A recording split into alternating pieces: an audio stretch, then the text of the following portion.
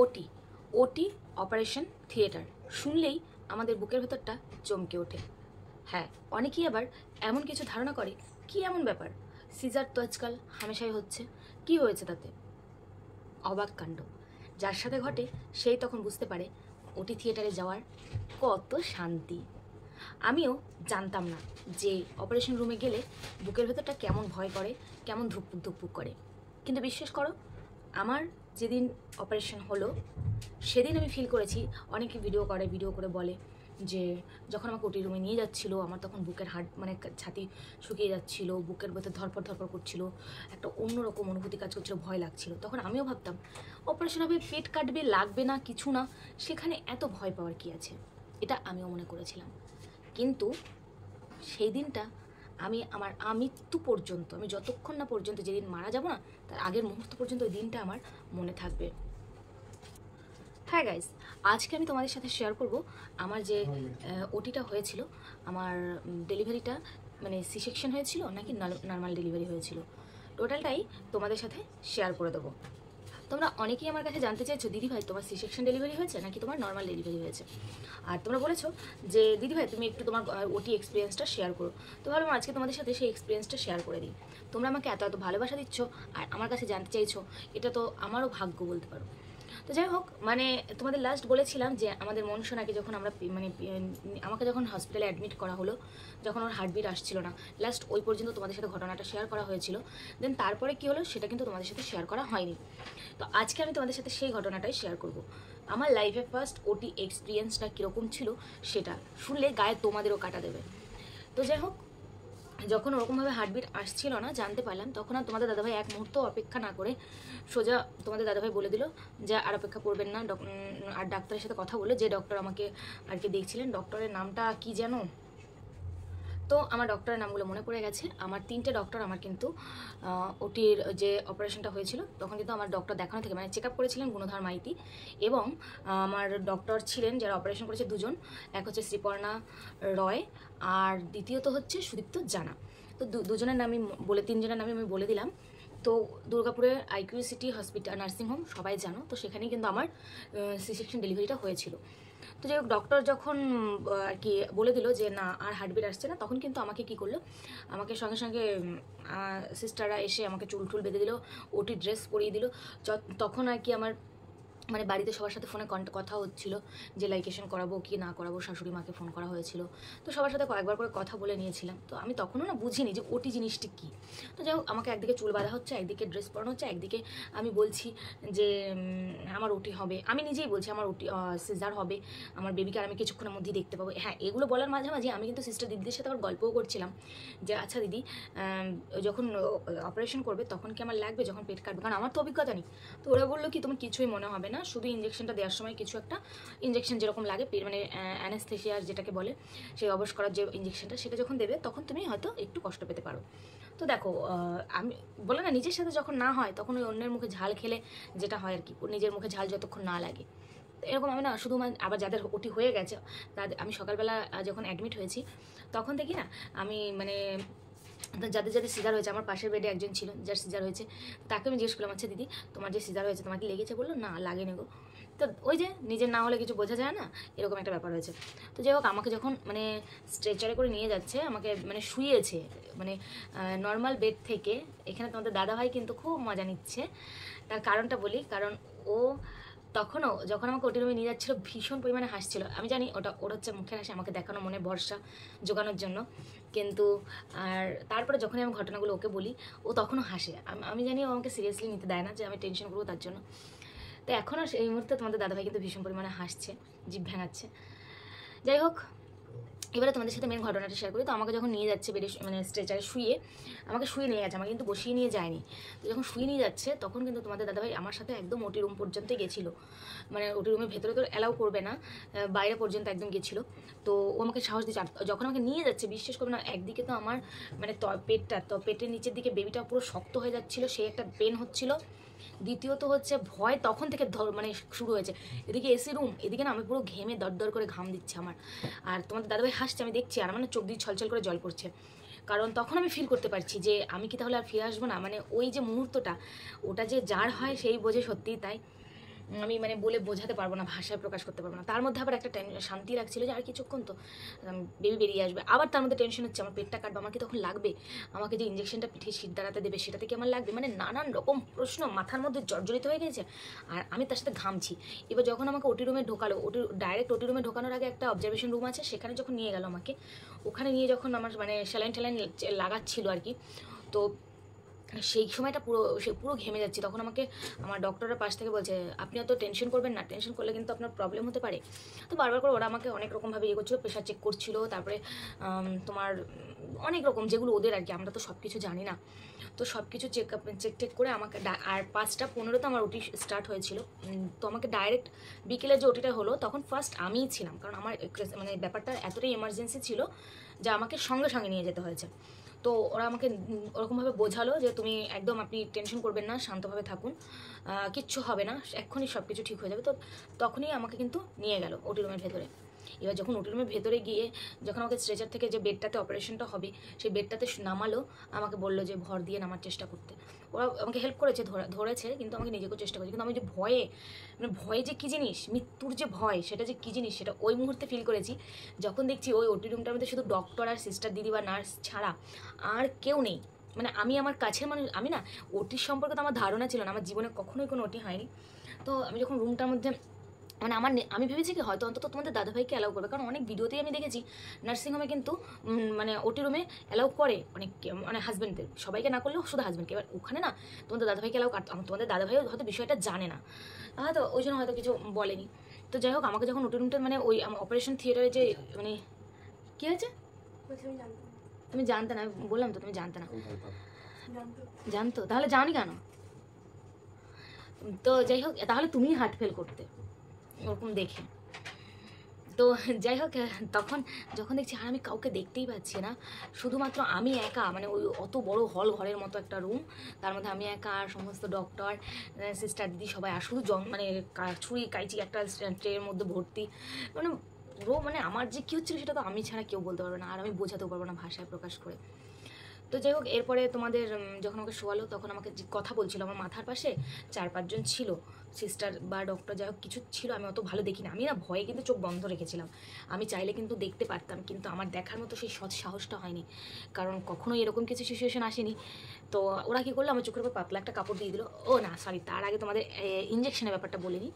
যারা অনেকেই ভাবো যে ইঞ্জেকশনটা হয়তো খুব লাগে, বা যারা ভাবো যে ইঞ্জেকশনটা কীরকম হয় কি না হয় সেই বিষয়টা বলি। তো আমাকে তখন শোয়ালো ওই অপারেশনের বেডটাতে, তারপর বললো তুমি উঠে বসো। তো আমি উঠে বসলাম, বসার পর বললো তুমি নিচু হও, এতটাই নিচু হও যাতে করে সিদ্ধারাটা আমাদের মানে পেতে সুবিধা হয়। তো ওরা আমাকে প্রেশার দিল এই পিঠের উপরে, এইভাবে তুমি নিচু হও। আমি নিচু হচ্ছিলাম। হ্যাঁ একটা অদ্ভুত জিনিস, এমনি টাইমে আমার তলপেটে ব্যথা করে, এমনি টাইমে তো প্রেগনেন্সির টাইমে আমি কিন্তু নিচু হতে পারতাম না, কিন্তু ওরা যেভাবে আমাকে মানে গাইড করছিল ওই টাইমটাতে কিন্তু আমি নিচু হয়েছিলাম, তখন আমার কিন্তু পেটে লাগেনি। এটা হয়তো হয়েই থাকে। তো যাই হোক আমি তখন নিচু হলাম, তখন ওরা দেখছি আমি না শুধু মনে হচ্ছে আমি তখন মাথাটা তো এরকম করে নিচু করে রয়েছি, আমি নিচু করে শুধু মনের মধ্যে মনে হচ্ছে চোখের মনেগুলোকে ঘোরাচ্ছি এবার কী করবে। তারপর দেখলাম একটা জেলের মতো ঠান্ডা কিছু লাগালো, মশা কামড়াবে, তো ঠান্ডা একটা জেলের মতো কিছু লাগালো, আর সেই জেলটা লাগানোর পরে পুরো পিঠটা আমার কিন্তু ঠান্ডা হয়ে গেলো। ওরা আমাকে বললো যে এখানে কিন্তু একটা ঠান্ডা জেল লাগাবো, যাই হোক বলে কাজ করছিল। তারপর বললো এবারে কিন্তু ইঞ্জেকশনটা দেওয়া হবে। এবার আমি ভাবছি কতটাই না লাগবে কি না হবে। তারপর দেখলাম প্রথমে একটা সুই ভোকালো, বুঝতে পারলাম যে সুই ভোকাচ্ছে, তারপরে সে কি করে না সেই শিরা থেকে শিরদাঁড়া থেকে জল বেরোয় না কি হয়, ওটার জন্য অপেক্ষা করছিল, যেটা ফিল করছিলাম আমি আর কি। তারপরে তো ইঞ্জেকশনটা দিল, ইঞ্জেকশনটা দেওয়া হলো, ইঞ্জেকশন আমার বিশেষ কিছু লাগেনি, যেটা সত্য কথা, আমার বিশেষ কিছু লাগেনি। কিন্তু ওই মুহূর্তটা না আমি মনে হচ্ছিলো বারবার আমি কি বেঁচে মানে আবার সবাইকে দেখতে পাবো, আবার সবার সাথে আমি কথা বলতে পারবো, আমি কি আবার স্বাভাবিক জীবনযাপনে ফিরতে পারবো। মানে ওই মুহূর্তটা আমার বুকের মধ্যে ভীষণ ধরপড় করছে, ভীষণ অস্বস্তি কাজ করছে, দম বন্ধ লাগছে, একটা অস্বস্তিকর পড়ে। তারপর আবার আমাকে শুয়ে দিল, শুয়ে দেওয়ার পরে এবার আমার হাত তো দুদিকে দুটো হাত দিল, একটাতে স্যালাইন চলছে, একটাতে কী সব এখানে সেই লাগানো ছিল, মানে আর এই হাতে তো চ্যানেল ছিল, এই হাতে কী সব মানে গোটা শরীরে যে কত। তারপরে আবার তোমাদের 2 থাইয়ে ইঞ্জেকশন মারলো, মানে ভকাভকা ইঞ্জেকশন মেরেই গেছে। ওটি রুমটাতে যাওয়ার পরে যাওয়া মানে সকালবেলা অ্যাডমিট হওয়া থেকে তো ইঞ্জেকশন প্রচুর খেয়েছি, চ্যানেল করা থেকে শুরু করে এ হাতে ও হাতে প্রচুর খেয়েছি, সেগুলো নয় আলাদা বিষয়। কিন্তু ওটি রুমে যে ঢুকলাম কখন যে কোথায় ইঞ্জেকশন দিচ্ছে কিছুই বুঝতে পারলাম না, আর মাথাতেও কাজ করছে না। তারপরে না মনে হচ্ছে মা কীভাবে কাটবে, আমার কি লাগবে কিছু কি বুঝতে পারবো। তারপরে ইঞ্জেকশনটা দেওয়ার সঙ্গে সঙ্গে আমাকে বললো তুমি ডান পাটা তোলো তো। এবার আমি না ডান পাটা তুলতে পারছি না, মনে হচ্ছে কি পা ঝিঝি ধরলে যেরকম ঝিনঝিন ঝিনঝিন করে সেরকম হয়ে গেছে পুরো আমার শরীরটা, মানে কোমর থেকে পুরো, কোমর গলাটা ভুল, আমার মনে হলো পেট থেকেই এরকম একটা হয়েছে, কোমরের নিচ থেকে তো নয়, পুরো পেটটা থেকেই আমি আর কিছু নাড়াতে পারছিলাম না। আমি চেষ্টা করছিলাম বাট আমি পারছিলাম না কোনো পায়ে উঠাতে। তখন দেখলাম কি ফটাফট মানে কিছু একটা ওপর দিয়ে চলছে পেটের ওপরে, ওরা আমাকে চোখের উপরে হালকা একটা পাতলা কাপড় দিয়ে দিল। এবার পাতলা কাপড়টা দেওয়ার পর আমাকে আমাকে আর আমার পাশে না যারা 4-5 জন দাঁড়িয়ে ছিল তারা আমাকে গল্পে ব্যস্ত রাখছিল। দিদি তোমার প্রথম কি আছে, মেয়ে আছে না ছেলে আছে, দিদি তোমার কত বছর বিয়ে হয়েছে, ওরা গল্পে আমাকে জাস্ট ব্যস্ত রাখার চেষ্টা করছিল। আর আমি ওদের কথার অ্যান্সার দিচ্ছিলাম কিন্তু আমার ভয়ে পুরো মানে মুখ চুপসে গেছে। ওরা যেটা জিজ্ঞেস করছিল আমি শুধু সেইটুকু অ্যান্সারই শুধুমাত্র ওদেরকে দিচ্ছিলাম। এখানে তো আমি ঘটনাটা খুব সংক্ষেপে বলছি কারণ ভিডিওটা অনেক বড় হবে, তোমাদের ধৈর্য ধরবে না সে কারণে, কিন্তু ঘটনাটা যে কী ঘটেছে সব বলতে গেলে অনেক বড় হয়ে যাবে। তো যাই হোক, তারপরে ওরা পাশাপাশি গল্প করছিল আর আমার সাথে আমাকে ভগবাক ইঞ্জেকশন তো দিচ্ছিল। তো তারপরে আমার সাথে গল্প করার পরে তারপরে বুঝতে পারছিলাম যে পেটের উপরে না এরকমভাবে কিছু একটা যাচ্ছে, মানে সে কিছু একটা এরকম করে যায়, সেই হাতে দেখবে নর্মাল তুমি হাতের উপর হালকা হাতটা রেখে এরকম করো, বুঝতে পারবে ওরকম কিছু একটা হচ্ছে, কিন্তু ব্যথা লাগছিল না। তো তারপরে মানে মানে কতক্ষণ বেশিক্ষণ না, মানে ওই টাইমটা যে কীভাবে কেটেছে আমি নিজেও জানি না, আমার মাথাতেই নেই। তো তারপরে দেখলাম বাচ্চা একটা কান্নাকাটি করছে। এবার তখন আমাকে ওরা বাচ্চাটা দেখায়নি, ওরা বাচ্চা ক্লিন করছিল হয়তো, আর এদিকে আমাকে মানে সেলাই করছিল। আমার যেহেতু সেলাই পড়েছে, অপারেশনটা আমার অনেকে পেস্টিং হয়, আমার কিন্তু সেলাই হয়েছে, তো সেলাই করছিল। তারপরে যখন সেলাইটা হয়ে গেল তখন আমাকে বললো দিদি দেখুন আপনার কী বেবি হয়েছে। তখন আমি দেখলাম মানে আমার উপর থেকে কাপড়টা সরালো, তো তারপর দেখলাম যে মেয়ে হয়েছে। আমি বললাম মেয়ে হয়েছে, বলছে হ্যাঁ। তখন ওরা বুঝতে পারলো। এবার ওখান থেকে আমাকে মানে যখন তুললো, মানে অপারেশন তো হয়েছে, এবার আমাকে না যখন তুলছে তখন আমার কিছু মনে হচ্ছিল না, আমাকে তুললো মানে স্ট্রেচারে আবার তুললো, আমার সব কিছু ক্লিন করে আমাকে আবার তুললো। তোলার পর আমাকে যখন রুম থেকে বার করে নিয়ে আসছিলো তখন মানে আমাকে আবার অবজারভেশন রুমে রাখলো প্রায় 2 ঘন্টা, আমাকে অবজারভেশন রুমে রাখলো। তার কারণটা হচ্ছে আমার প্রচণ্ড না কাঁপুনি উঠেছিল, মানে অপারেশনটা হয়ে যাওয়ার পর যেহেতু প্রচুর পরিমাণ, আর ওই রুমটা পুরো ঠান্ডা থাকে আর তার সাথে স্যালাইন চলে কয়েকটা, 3টের মতো মনে হয় স্যালাইন যায় তখন ওই আধ ঘন্টার মধ্যে, তো পুরো শরীরটা তো ঠান্ডা হয়ে যায়। তো আমার না পুরো ঝাঁকুনি হচ্ছিলো, মানে পুরো ঝিকুনি টাইপের হচ্ছিলো, মানে এতটাই ঠান্ডা লাগছিলো। আমি প্রথমে একটা ব্ল্যাঙ্কেট চাপা দিল, আমার তাতে কিছু হয়েছে না, মানে সেই ঠান্ডাটা এমন অদ্ভুত যে শুধু শরীর ঠান্ডা না, তোমার মুখ দিয়েও আওয়াজ বেরোবে এরকম একটা ব্যাপার। আর তার সাথে না অপারেশন থেকে আমার কিন্তু অবস্থা বেশিক্ষণ ছিল না, অপারেশনটা হওয়ার কিছুক্ষণে মানে বার করতে করতে অবস্থা কেটে যাচ্ছিল, এবং ওই জায়গাটা প্রচণ্ড টিস টিস টিস টিস করছিল কাটা জায়গাটা, সেটা আমি ফিল করছিলাম। তো যখন আমাকে অবজারভেশন রুমে 2 ঘন্টার মতো রাখলো ততক্ষণ তো আমার টোটালি অবস্থা কেটে গেল, পা ঝিনঝিন করাটা ছেড়ে দিল। এবার অবস্থা যখন কেটে যাচ্ছে ব্যথা তো বাড়ছে, আর তো ওই মুহূর্তে যেহেতু আমাকে আর কোনো ওষুধ দেবে না, ইঞ্জেকশন দেবে না, তো আমি বললাম আমার প্রচণ্ড হচ্ছে মানে কথা মানে আমি চাইছি কথা বলতে খুব জোরে, আমার মনে হচ্ছে আমি খুব জোরে বলছি কিন্তু আমার কথা বেরোচ্ছিল না। তো আমি মানে কী বলবো, এত ঝাঁকুনি উঠছিল, এতটাই ঝাঁকুনি হচ্ছিল। তখন ওরা আমাকে 3টে কম্বল দিল, 3টে কম্বলেও কিছু হচ্ছিলো না। তারপর আমি আর একটা কম্বল চাইতে বললো দিদি দেখুন আরও তো পেশেন্ট আছে তাদেরকে দিতে হবে, তো একটা কাজ করো না, ও আর একজনকে বললো সিস্টার দিদিকে যে একটা কাজ করো কান মাথা টোটালি ঢেকে দাও। আর আমাদের না আমাকে যে নার্সিংহোমে অ্যাডমিট করা হয়েছিল সেখানে বাড়ির লোক কাউকে অ্যালাউ করছিল না, মানে নর্মাল বেডেও না আর তোমার অবজারভেশন রুমেও না, জাস্ট দেখবে চলে আসবে। মানে একটা নার্সিংহোমে দেখবে বাড়ির লোককে অ্যালাউ করে থাকতে দেয়, বা হসপিটালেও দেখবে বাড়ির লোক একজন কাউকে থাকতে দেয়, হয় মা হোক শাশুড়ি হোক যে হোক থাকতে দেয়, কিন্তু ওই নার্সিংহোমটাতে না, নিজেকেই নিজেরটা করতে হবে, বা আয়া সিস্টার দিদিরা বোনেরা থাকবে তারা হেল্প করবে তোমাকে, কিন্তু বাড়ির কেউ থাকবে না। তো ওরা আমাকে কেউ পুরো কান মাথা প্রচণ্ড ঢেকে দিল। আর ওই মুভমেন্টটা মানে আমি তো বেরিয়ে এসেছি, তখন আর বেবির কথাও মাথায় নেই, তখন ওই মুহূর্তটাতে বেবির কথাও মাথায় থাকে না, তখন মনে হয় আমি বেঁচে আছি না মরে গেছি, মানে কী যে হয় সেটা শুধু সেটা কেউ জানবে না। আর আমি তখন কান্নাও করছি, কিন্তু কান্না করলে কী হবে, মানে মনে হচ্ছে যে কী হলো আমার সাথে, কী থেকে কী হলো, মানে কী যে হলো, মানে নিজেই ওটা যার সাথে হবে সেই বুঝতে হবে, এগুলো বোঝানোর কিছু না। এক্সপিরিয়েন্স শেয়ার করছি ঠিক আছে, বাট কী যে হয় ভেতরে সেটা শুধুমাত্র যে ব্যক্তিটার সাথে ঘটে সেই ব্যক্তিটাই বুঝতে পারে। তো আমাকে অবজারভেশন রুমে নেওয়ার পর আমাকে জিজ্ঞেস আমি বললাম কি আমার তখন তোমাদের দাদাভাইকে ভীষণ পরিমাণে দেখতে ইচ্ছে করছে, তখন আমার বড় মেয়ের কথাও মনে নেই, আর যে সেকেন্ড বেবি হয়েছে তার কথাও মনে নেই, শুধু তোমাদের দাদাভাইয়ের মুখটা ভাসছিল চোখের সামনে। আচ্ছা তোমার বরকে ডেকে দাও না। এবার ওরা শুনতে পাচ্ছে না আমার কথা, বারবার 3-4 বার বলার পর ওদেরকে আমি বললাম যে আমার বরকে একটু ডেকে দাও না। তখন বুঝতে পারলো, মানে মুখের কাছে কান নিয়ে এসে শুনতে পারলো। তখন তোমাদের দাদাভাইকে ডাকলো, তোমাদের দাদাভাই আসলো, এসে তো আমাকে জিজ্ঞেস করলো তুমি ঠিক আছো তো। আমি তখন বললাম তুমি জানো আমাদের কী হয়েছে, মনা হয়েছে। বলছে ঠিক আছে। আমি তুমি খুশি হয়েছে? বলছে হ্যাঁ যা হয়েছে ভালো হয়েছে, শুধু তোমরা সুস্থ হচ্ছে এটাই সব থেকে বড়ো। তো জানি না ওই দেখো ওই যে বললাম যার যার হয় সে বুঝতে পারে। যতক্ষণ অপারেশন রুমে ছিলাম ততক্ষণ তোমাদের দাদাভাই বাইরে যে কী করেছে সেটা শুধু তোমাদের দাদাভাই জানে। আর আমি ভিডিও ক্যাপচার করতে পারিনি, ডেলিভারি হওয়া থেকে ভিডিও কোনো কিছুই ক্যাপচার করতে পারিনি, তার কারণ তোমাদের দাদাভাই ক্যামেরা করতে পারবে না, কারণ ওই মোমেন্টটা ওকে বলাটাও সম্ভব না। দ্বিতীয়ত আমি যে হঠাৎ করেই ওই দিনই অ্যাডমিট হবো, একটা প্রিপারেশন থাকে যে ক্যামেরা করবে বা কিছু মানসিক অবস্থা থাকে, সেটা আমার ছিল না, কারণ আমার বেবির হার্টবিট আসছিল না তখন। আর ক্যামেরা করবো, ভিডিও করবো, সেই মানসিক অবস্থা ছিল না তখন। ওই মুহূর্তে মনে হচ্ছিল বেবিটাকে কী করে পৃথিবীতে আনবো, আমি কীভাবে ভালো থাকবো। আমার থেকেও বেবিটার কথা বেশি মনে পড়ছিল, যে ওকে সুস্থভাবে পৃথিবীতে আনবো। তখন আর মনে ছিল না যে আমার ইউটিউব আছে, সোশ্যাল মিডিয়া আছে, আমাকে ভিডিও দিতে হবে, সেখান থেকে আর্ন করবো, এগুলো মাথায় আর তখন আর আসে না। যাই হোক, তখন তো তোমাদের দাদাভাই দেখার করে গেল।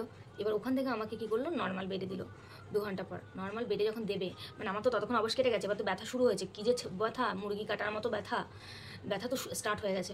তখন আমি বারবার আমার যে সিস্টার দিদিটা ছিল, ভীষণ ভালো ছিল, ভীষণ আইকিউ সিটি নার্সিংহোমের মানে ওরা কেয়ার এতভাবে করতে পারে, টেক কেয়ার তোমাদের ধারণার বাইরে বলে বোঝাতে পারবো না।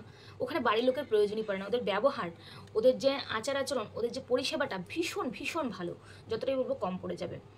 তো তখন যে আমার সিস্টার বোনটা ছিল আমার পাশে, ও বললো, ও যখন আমাকে ধরে আবার মানে স্ট্রেচারে তুলবে আর কি, মানে আমাকে যে রুমে রেখেছে ওখান থেকে তো আবার নিয়ে যাবে আমাকে নর্মাল রুমে, নর্মাল বেডে দেবে। তো তখন আমি বারবার বলছি, দিদি একটু আমাকে আসতে তোলো, আমার কিন্তু ভীষণ ব্যথা করছে, আমাকে একটু আসতে তোলো, আমাকে একটু আসতে তোলো। তখন ওরা বলছে ওটুকু ব্যথা তো লাগবেই, কিছু করার নেই, তো চলো তোমাকে নর্মাল বেডে দেওয়া হোক, তখন ব্যথার ইঞ্জেকশন দেওয়া হবে। কিন্তু বিশ্বাস করো, যখন আমাকে আবার সবাই মিলে টানা হ্যাঁচড়া করে তুলছে, মানে একটা বেড থেকে স্ট্রেচারে তুলছে, যখন রাখছে, দেখো আমি এমনিতে একটা স্যালাইন ট্যালাইন অনেক শরীরের ভিতরে গেছে, তো শরীরটা আরও ভারী হয়ে যায়। তো যখন আমাকে টেনে মানে নামাচ্ছে বেডের মধ্যে, তখন কিন্তু আমার ভীষণ লেগেছে, কারণ একটা বেড থেকে আরেকটা বেডে নামাচ্ছে, তখন লাগবেই। তো নামানোর পরে যখন আমাকে নিয়ে আসছে, এবার ওরা কী করছে, দরজায় যদি ধাক্কা লাগছে বেডে, আর আমার মানে মনে হচ্ছে জীবনটা বেরিয়ে যাচ্ছে, এরকম লাগছে। তো আমাকে যখন উঠে রুম থেকে বার করে, তখন তোমাদের দাদাভাই আমার পেছনে পেছনে আবার ছুটছিল, ও আমাকে হাসছিল, বলছে ঠিক আছে ঠিক আছে। আর আমার মনে হচ্ছিলো আবার তোমাদের দাদাভাইকে দেখতে পেলে ভালো হয়, এরকম একটা ব্যাপার লাগছিল। তো যাই হোক, রাতের বেলা তো আর অ্যালাউ করবে না নর্মাল বেডে। তো যেহেতু আমার সন্ধ্যেবেলার দিকে ওটি হয়েছে, তারপর 8টা সাড়ে 8টা নাগাদ না 9টা নাগাদ আমাকে নর্মাল বেডে দিয়েছে, আমার মনেও নেই কটা নাগাদ দিয়েছে। তো তারপরে তো রাতের আমাকে যেই আবার ওই স্ট্রেচার থেকে আবার আমি নর্মাল বেডে যখন নামাচ্ছি, প্রচণ্ড লেগেছে। তখন ওরা চেষ্টা করেছে, যথেষ্ট পরিমাণে 3জন ছিল, চেষ্টা করেছে আস্তে করে নামানো, কিন্তু ওটুকু তো লাগবে বলো। তো যখন আমাকে শুয়েছে তখন তো লেগেছে, তারপর বললো এক্ষুনি ইঞ্জেকশন দেবো, ব্যথা কমে যাবে। তো দেখো, ব্যথা পুরোপুরি কমে না, সত্য কথা বলতে ব্যথার ইঞ্জেকশন দিলেও পুরোপুরি ব্যথা কমে না। হ্যাঁ, যেটা তুমি মানে মুরগি কাটার মতো ছটপটটা যেটা অবশ কেটে যাওয়ার পর করে, সেটা কিছুটা দমে যায়, তখন তোমার সহ্য করার মতো থাকে। মানে কিছু করার নেই, বলে না, মা হতে গেলে ওটুকু তো করতেই হবে, কিছু করার নেই। তো যখন ইঞ্জেকশনটা পুশ করছিল, স্যালাইনের মাধ্যমে ইঞ্জেকশন পুশ করছিল, আর আমি তো পুরো শুয়ে আছি, আমার বেবিকে তো আমার কাছে দেয়নি, আর তখন আমার বেবির কথা মাথাতেও নেই। তখন তো আমি নিজে বেঁচে আছি কিনা মনে হচ্ছিলো, তখন বেবির কথা মাথাতেও ছিল না। সারা রাত বেবিকে আমার কাছে দেয়নি, সারা রাত তো আমার ব্যথার ইঞ্জেকশন চলেছে, কিছুক্ষণ যতক্ষণ অ্যাকশন থাকে, তারপর আবার ব্যথা শুরু হচ্ছে, যেটা হয় তোমাদের সাথে যার যার হয়েছে তারা জানবে। তো ব্যথার ইঞ্জেকশন পুশ করছিল, তারপর টাইম মেডিসিন দিচ্ছিলো ইঞ্জেকশনের মাধ্যমে, চ্যানেলের মাধ্যমে। যাই হোক, এগুলো হওয়ার পরে তো রাতটা পেরিয়ে গেল, মানে রাতে আর ঘুম হয়নি, আর ভেবেছিলাম ঘুমোবো, কিন্তু ঘুম আর হয়নি, কারণ ব্যথা এতটাই করছিল, তখন আর ঘুম হয় না। হ্যাঁ, যে ব্যথাটা করছিল সেটা সহ্য করে, দাঁতে দাঁত চেপে সহ্য করার মতো ব্যথা ছিল, করছিলাম, শুধু কিছুক্ষণ পরপর যাচ্ছিলো এরকম করছিলাম, মানে ব্যথা যখন টিস টিস টিস টিস ব্যথা হচ্ছিলো ভীষণ ভেতরে। তো যাই হোক, তারপরে তো তোমাদের সকাল হলো 6টা সাড়ে 6টা নাগাদ, ওখানে আমাকে ক্লিন করার জন্য, আমাকে মানে পরিষ্কার করবে বলে যে সিস্টার দিদিরা আসলো, তখন এসে আবার নাড়াচাড়া শুরু করলো। বিশ্বাস করো বন্ধুরা, ওই যে অদ্ভুত ফিলিংস, এটা আমি নেক্সট ভিডিওতে শেয়ার করব, যে সিজার হওয়ার পরে যে উঠিয়ে যে হাঁটায় বা বসায় বা দাঁড় করায়, সেই যে এক্সপিরিয়েন্সটা, সেটা আমি নেক্সট একটা ভিডিওতে শেয়ার করব। আজকে এই পর্যন্ত। আর বেবিকে আমি কখন পেলাম, বেবির কন্ডিশন কী ছিল কী না ছিল, সমস্ত ডিটেলস তোমাদের ওই ভিডিওতে শেয়ার করে দেবো। আর সবাইকে একটা কথা বলবো, ঘাবড়ানোর কিছুই নেই। আমরা বলি সবাই ঘাবড়ানোর কিছু নেই, কিন্তু যার হয় সেই বুঝতে পারে। আমার জীবনে যতদিন হয়নি ততদিন বুঝতে পারিনি, যখন হয়েছে আমি তখন রিয়েলাইজ করেছি সত্যি ওটি জিনিসটা কতটা ভয়ঙ্কর। একবারের জায়গায় দুবার যারা যায় তারা জানে। প্রথমবার গেলে অতটা বোঝা যায় না, প্রথম থেকে ভয় তো লাগে, কিন্তু দ্বিতীয়বার কিন্তু সব কিছু জানা যায়। আর এটা যেহেতু আমার ফার্স্ট টাইম ছিল, আমার ফার্স্ট বেবি ছিল নর্মাল ডেলিভারি, তাই আমি ওটি এক্সপিরিয়েন্স সম্পর্কে আমার কোনো ধারণা নেই। তবে হ্যাঁ, নর্মাল ডেলিভারি এক্সপিরিয়েন্স সম্পর্কে যদি জানতে চাও তো কমেন্ট করো, অবশ্যই শেয়ার করে দেবো। আর আজকে ভিডিওটা এই পর্যন্ত, দেখা হচ্ছে নেক্সট একটা সুন্দর ভিডিও নিয়ে, তোমাদের সাথে শেয়ার করবো, অবশ্যই শেয়ার করবো সুন্দর সুন্দর ভিডিও, তাতে তোমাদের অনেকের উপকার লাগবে। তাই যারা নতুন মা হতে চলেছে সবার কাছে একটাই রিকোয়েস্ট, ভয় পাবে না, মনটাকে শক্ত করো, ঠাকুরকে ডাকবে, সব কিছু ভালো হবে, এটাই মাথায় রেখো। শুধু বলবো মন ভয় পাবে না, ভয় পাওয়াটা খুব খারাপ। যে ভুলটা আমি করেছি সেটা তোমরা কেউ করো না প্লিজ। আজকের মতো এই পর্যন্ত, টাটা, বাই বাই।